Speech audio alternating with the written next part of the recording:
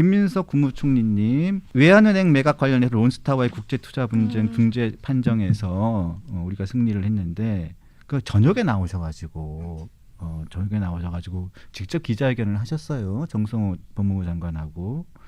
그런데 대단한 일이긴 한데 본인이 뭘 하셨죠? 본인이 뭘 하셨길래 본인이 즐겁게 아주 말씀하시더라고요. 그래서 비판 여론이 조금 많이 나오니까 어제죠. 네. 어제 언제 한번 한동훈 전 장관을 만나면 취소 신청을 잘 하셨다 말씀드릴 생각이라고 밝혔습니다. 언제 한번 만나면 전화 한번 하십시오. 언제 한번 만나면 뭐 이렇게 말씀하지 마시고요. 전화를 꼭 한번 하시고 정성호 장관님도 꼭 한번 전화를 하세요. 하셨으면 좋겠습니다. 어떻게 보셨습니까? 네, 저는 지금 이 방송이 4번째 회계인데 이분들 빨리 회계를 하셔야 돼요. 이게 왜 그러냐면 사실 이 지금 대통령실에 들어가 있는 경제안보 보좌관이라는 분이 계세요. 송기호라고. 예, 이분께서 지난번 송파 네, 송파에 배현진 의원 그 나올 때 거기로 출마를 하려고 하셨었죠. 예, 출마를 한번 했어요. 한번 해서 졌는데, 근데 지금은 이제 뭐 이재명 대통령이 인정하는 국제통상 전문가 아니십니까? 근데 제가 이분 경력을 보다 보니까 저처럼 유학을 갔다 오진 않으셨더라고요. 그러니까 강정희 변호사도 안 갔다 왔죠. 왜 우린 토종 변호사. 우리 토종 변호사들이 사실 믿음이 좀 부족했던 거죠.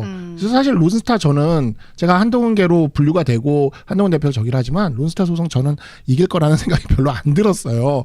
50%도 안 들었어 사실. 이렇게 전부 취소가 되는 경우가 네, 전부 언론 취소. 보도를 보니까 한 1.6% 정도 맞아요. 있었다고 지금까지 하더라고요. 전 세계에서 8번 있었고 이번에 9번째거든요. 그러니까 저도 이거는 잘 안 될 거라고 생각을 했거든요. 근데 이게 왜 제가 다시 생각해 보니까 이게 토종 변호사의 한계야. 이게 보니까 한동훈 대표 법무부 장관 시절에 2023년 9월에 보도자료를 내놓은 게 있는데 거기 항소 이유를 보면은요 절차법상의 중대한 위반을 딱 지적을 해놨어요. 그게 이번에 받아들여져서 전부 취소가 된 건데 사실 민사나 이런 국제 분쟁 이런 데서 절차법의 중대한 위반이 소송 전체를 뒤흔들 거라는 게 우리나라에선 잘 안 되거든요. 우리나라 법리에서는 그게 잘 안 돼요. 근데 영미법은 되게 절차법을 중시하기 때문에 영미법에서는 그게 가능한 거죠. 또 하나가 한동훈 대표가 그때 론스타 사건을 33살의 검사로 수사를 하면서 유일하게 론스타와 관련돼서 형사재판에서 유죄를 받아낸 사건이 외환카드 주가 조작 사건이에요. 근데 이게 론스타를 인수할 때 저가로 염가로 인수한 과정에서 프로드가 있었던 거거든요. 그렇죠. 이와 같은 주가 조작, 사기, 배임 뭐 이런 것들이 이제 영미권에서는 그걸 이제 프로드라 그럽니다. 그래서 이 프로드에 대해서 영미권에서 진짜 중요하게 보는데 사기. 네. 근데 우리나라는 프로드를 저도 그 정도 영어는 알아요. 아니요. 근데 우리나라는 프로드를 별로 그렇게 중요하게 안 봐. 이번에 보세요. 7,800억 그냥 항소 포기하잖아. 항소 자제주의자들이. 그렇죠. 네, 저기 앨런 사태보다 훨씬 큰 사태가 대조양 사태인데 앨런 사태 주범들 형량받은 거랑 대조양 사태 주범들 형량받은 거 비교해 보면 우리나라가 프로드에 대해서 얼마나 관대한지를 알 수가 있습니다. 그래서 한국의 토종 법률가들은 이런 프로드나 절차 문제를 그렇게 중요하게 안 보는 거예요. 그러다 보니까 이게 취소가 안 된다고 생각한 거지. 근데 한동훈 대표는 콜롬비아 대학교 로스쿨 출신에 미국 변호사 자격도 있고 이 국제적 감각이 있으니까 야, 이 영미권에서는 이거 된다. 그래서 이거 한번 밀어붙이자 해서 밀어붙여서 이긴 거거든요.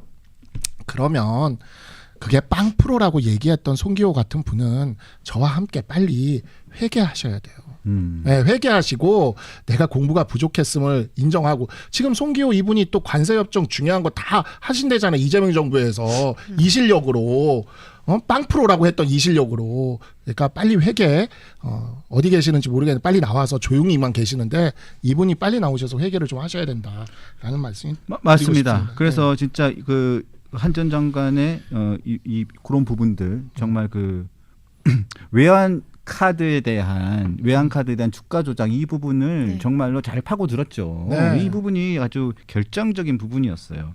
자, 이 부분에 대해서 잘 파고들었고 또 결정하는 부분, 그런 부분들에 대한 확률이 굉장히 적은 부분이지만 그 부분을 파고들어서 정말 소송을 제기하겠다는 그 결정, 이 부분이 굉장히 중요한 부분이었고요.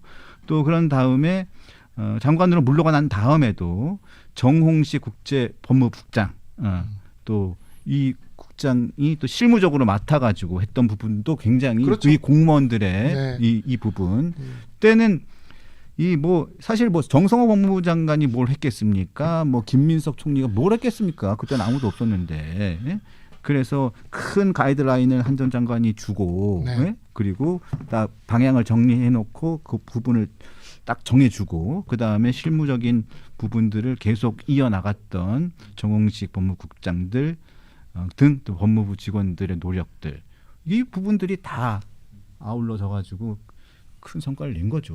한 가지만 더 말씀드리면 민주당이 이제 와서 이거 인정하기 전에 한동훈 대표나 이쪽에 이거에 대해서 그 성과의 공적에 대해서 인정하기가 싫으니까 무슨 한동훈 대표가 법무부 장관 때 한 거냐 법무법인 태평양이 다 한 거지 이렇게 얘기를 하고 말도 안 나왔어요. 되는 소리. 그랬는데 어제 한동훈 대표가 페북에도 올렸지만 당시 민주당의 이용우 의원이나 이런 사람들이 네. 태평양 해임시키라고 그렇죠.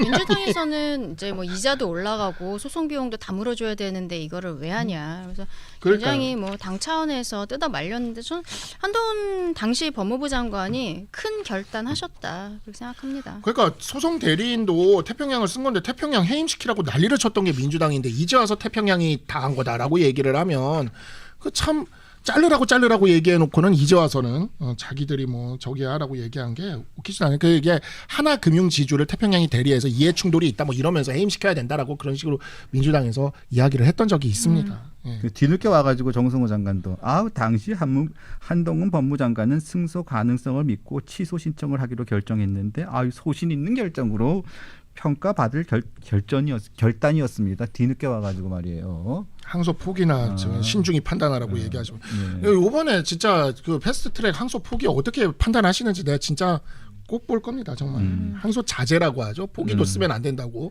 용어를. 포기는 배추를 셀 때는 배추는 또 김민석 그렇죠. 총리가 또 우리 일가견이 총리가 있어요. 전문가시잖아요. 진짜 모든 게 연결되네요.